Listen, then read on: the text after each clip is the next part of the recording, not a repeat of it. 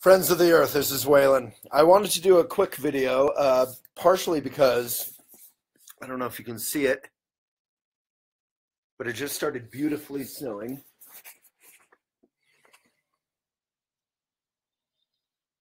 And I wanted to show you guys. But it's also on my mind because we've lost, in one way or another, a few really great people at Elephant recently.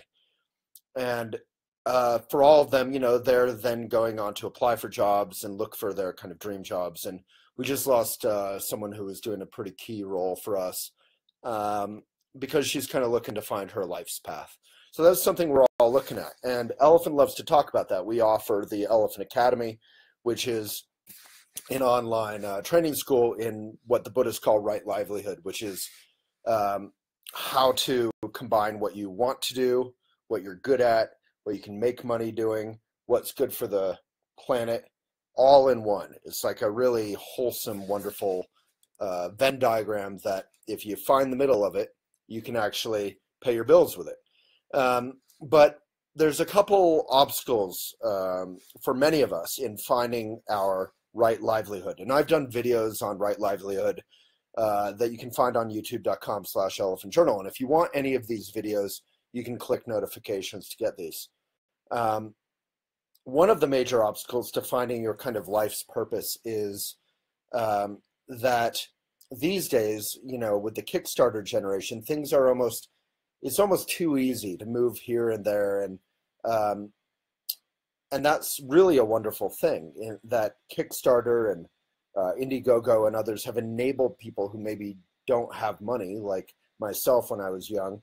I didn't have any money, so I couldn't start a business. And then it was actually really helpful for me to be slowed down and to have to seek out mentors and learn from people and do jobs I didn't want to do. I believed in the jobs I did. It's important not to do jobs you don't believe in, but I didn't necessarily enjoy everything I did. And that's maybe a second obstacle, is a lot of work is not going to be fun and exciting and fulfilling. A lot of work is drudgery, and that's an okay thing. We need in our own lives to be able to, do the laundry and do the dishes, not just have house parties, right? I'm looking around at my house. So in the context of a house, you want to be able to do the boring stuff that's going to help everything work, not just the fun stuff. The same in a relationship. Certain things are going to feel like a little bit boring, a little bit harder than others. And that's part of, I run a business, Elephant, and probably, 50 to 75% of what I do isn't exciting. It's behind the scenes kind of difficult stuff. But all of it feels good, even the really hard, difficult, frustrating things, or when I make mistakes, because it feels good in a kind of unconditional sense because I care about the mission. So it's important to try to find, and that's one of the 4 or 5 aspects of right livelihood, find something where you believe in the mission. So how to find your dream job. Number 1, slow down a little bit. Popping around from this to that can be an obstacle. Taking the time to find a mentor can actually be really helpful. And if, like Donna, you want to say where you're from, that's always fun. It's fun to see where people are from all around the world. And so slow down and really take time to learn. Number 2, boredom is not your enemy. Boredom actually can be, in Buddhism, we call it hot boredom. So if it's kind of like when you're in a sauna and you want to get out, that's the feeling of hot boredom, when your heart gets kind of tight, when your lungs get tight. And if you can breathe through that hot boredom, you can relax into cool boredom, which is relaxation. That moment when you really enjoy the coffee, or you really enjoy looking out at that big, beautiful snow that just started. Those are moments when you've relaxed through your own speediness so that you can be present with this precious life of ours. So then it's really just up to you to really focus on dissolving that dichotomy between nonprofit, where often nonprofits do good work for the world, but you don't make any money and you burn out doing what you care about, or for-profits where you hopefully can make better money, but it's often exploiting natural resources or exploiting people. So if we can dissolve that dichotomy, we can stop exploiting humans. We can stop exploiting the earth. That's why things like fair labor and fair trade, etc., are so important to support organic. It's not just for our health, it's for the good of society and our planet. Yeah, Donna, I agree. So we've had an experience where we've tried to hire various folks, and we do, who are older, but often they have better experience than anyone else, which makes them a little less, and I'm not wanting to generalize about you, Donna, but some of them, like I actually have hired my father, who's a far better journalist than I am, but it makes it a little harder for him to want training or to ask for training because he's so, frankly, he's been an editor-in-chief. He's a wonderful guy.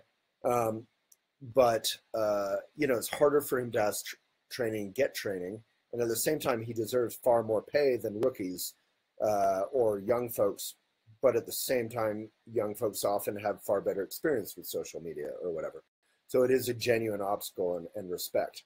But you can get through that. I think being humble enough to relearn. I'm always relearning. I'm 43 now. I'm not a spring chicken, and I have to learn new things every. So I'm going to put that down. I have to learn and relearn and learn new things every year, or I'm going to be behind the times. So let's go over that right livelihood diagram again. Do what you love.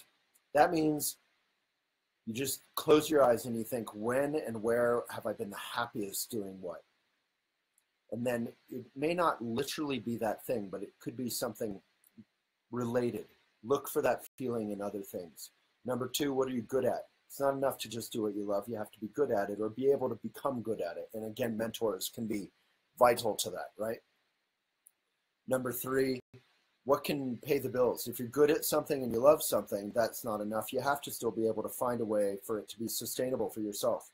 In Buddhism, literally, they go over, keep the three inseparable. I think it is in the Lojong slogans. One of the three is to be able to pay your bills so that you can do things like practice meditation and take care of yourself and take care of your loved ones. And then number four, hopefully it's a benefit. How can this help? So like my mom was a teacher for many years. That one's pretty simple.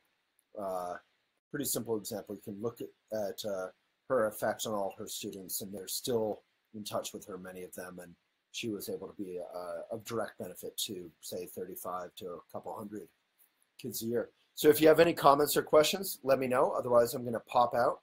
Facebook Live has recently been kind of crushed by Facebook. So we used to have numbers like 150, 500, 750 folks on at a time, 900, 1,000. Now we have, as you can see, 18. But that makes you all the more vital to our continuing these videos. So if you want to get these videos, click get notifications at the end.